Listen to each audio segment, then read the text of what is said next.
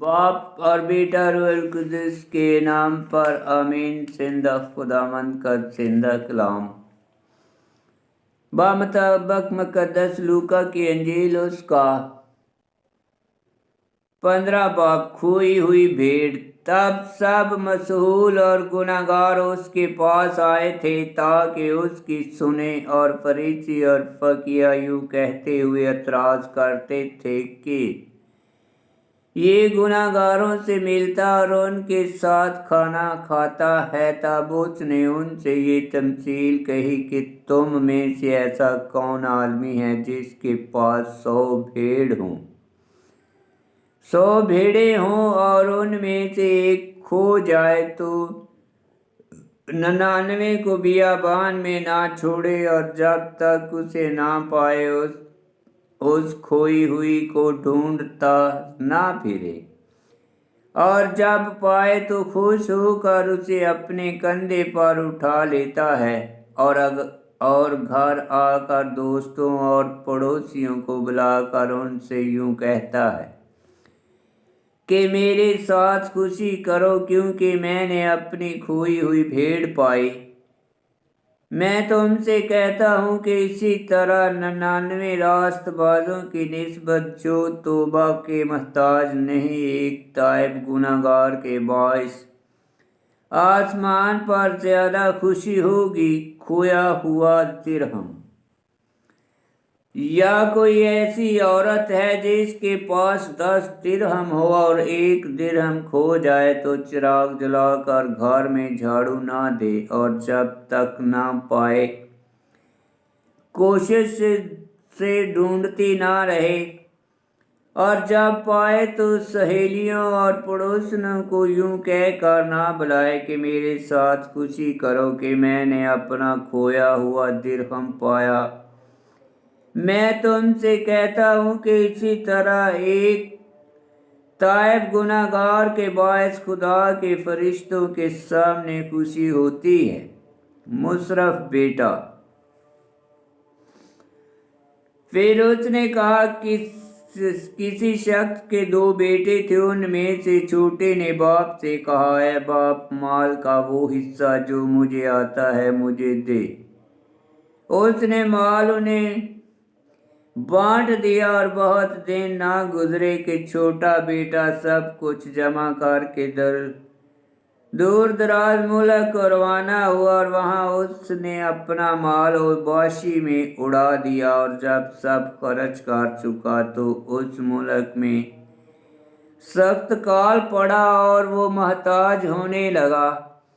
तब उस मुल्क के एक बशिंदे के हाँ जा पड़ा। उसने उसे अपने खेतों में सूर चराने भेजा, और वो चाहता था कि उन छिलकों से जो सूर खाते थे अपना पेट भरे, मगर कोई उसे ना देता था। तब उसने होश में आकर कहा कि मेरे पास के कितने मजदूरों को बहुत रोटी मिलती है और मैं यहाँ भूखा मरता हूँ। मैं उठकर अपने बाप के पास जाऊंगा और उससे कहूँगा कि ऐ बाप, मैंने आसमान का और तेरी नज़र में गुनाह किया है, अब इस लायक नहीं रहा कि फिर तेरा बेटा कहलाऊं। मुझे अपने मजदूरों में से एक की मानद बना। और उठकर वो अपने बाप के पास चला, और अभी वो दूर ही था कि उसे देखकर उसके बाप को तरस आया, और दौड़कर उसे गले लगा लिया और मकरा चूमा। बेटे ने उससे कहा कि ऐ बाप, मैंने आसमान का और तेरी नज़र में गुनाह किया है, और अब मैं इस लायक नहीं रहा कि फिर तेरा बेटा कहलाऊं। मगर बाप ने अपने गुलामों से कहा कि जल्दी से अच्छी पोशाक निकाल लाओ और उसे पहनाओ, और उसके हाथ में अंगूठी और पाँव में जूती पहनाओ, और पले हुए बछड़े को लाकर ज़िबा करो कि हम खाएं और खुशी मनाएं, क्योंकि मेरा ये बेटा मुर्दा था, अब जिंदा हो गया है, खो गया था, अब मिला है। बस वो खुशी करने लगे। और उसका बड़ा बेटा खेत में था। जब वो घर के नजदीक आया तो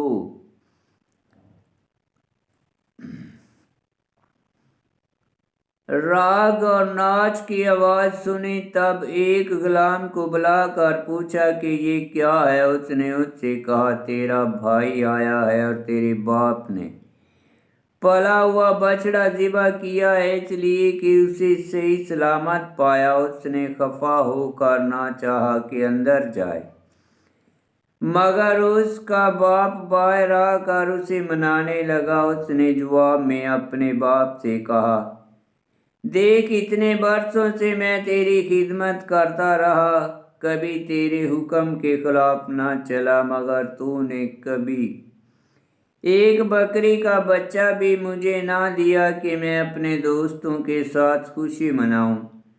मगर जब तेरा ये बेटा आया जिसने अपना माल कसबियों पर उड़ाया, तो तूने उसके लिए पला हुआ बछड़ा ज़िबा किया। उसने उससे कहा, बेटा, तू हमेशा मेरे पास है और जो कुछ मेरा है वो तेरा ही है, लेकिन खुशी मनाना और शादमान होना वाजिब था, क्योंकि तेरा ये भाई मुर्दा था, अब जिंदा हो गया है, खो गया था, अब मिला है। आमीन। खुदावंद का पाक कलाम का पढ़ा और सुना जाना बाइस बरकत हो। खुदावंद तेरा शुक्र हो। आमीन।